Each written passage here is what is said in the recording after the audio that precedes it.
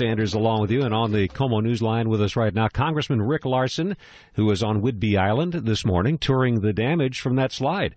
Hello, Congressman. Good afternoon. Well, can you tell us what you've seen there? What's your observation? I would say kind of two things. First off, it's pretty awe-inspiring what Mother Nature can do, but it's also pretty jaw-dropping in terms of shocking what it can do. And what I was most struck by was how resilient these folks over on Whidbey Island are in trying to deal with this tragedy. You know, I'm wondering, when we have a large-scale catastrophe, disaster, this was large, but it only affected a small group of homes. Does the U.S. government get involved with relief at all on a situation like this?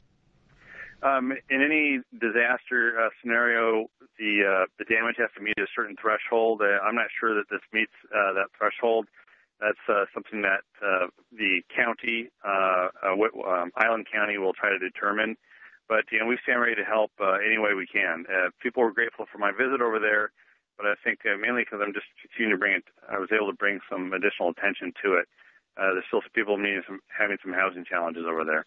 Yeah, they're rebuilding the road, I understand, getting into there. Is that what's happening? Yeah, we walked down. They actually turned basically a community trail that wasn't any more than 2 to 3 feet wide, using that as a basis to build a one-way road that's large enough for a car or truck to go down. And they're building that, and now they're putting in Puget Sound Energy is putting in utilities.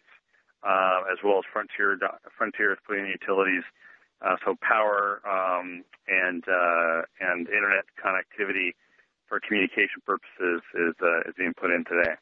Now, regarding trying to prevent this from happening in the future, and any regulations or any zoning or, I guess, building code type of ideas that the federal government or maybe the state might put together for future development?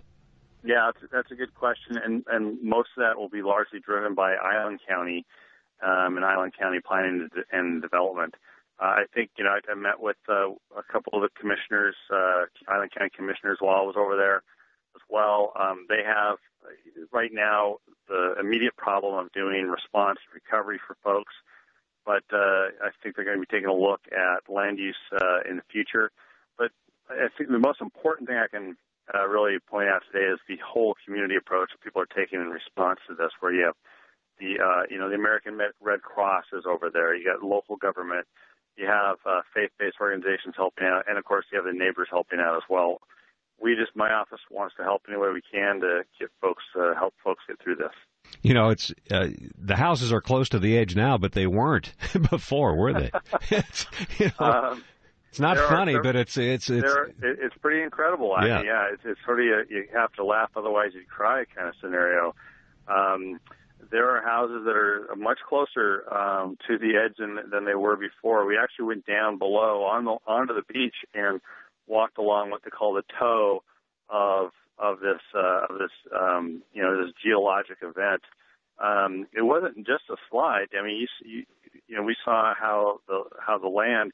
It came down off the ledge, but then went underneath the beach and lifted up the beach. So it wasn't just a slide into the water. It actually came underneath other land and lifted it up. It's a pretty awe-inspiring when you look at what nature can do, but again, jaw-dropping just in terms of the shock value of what happened.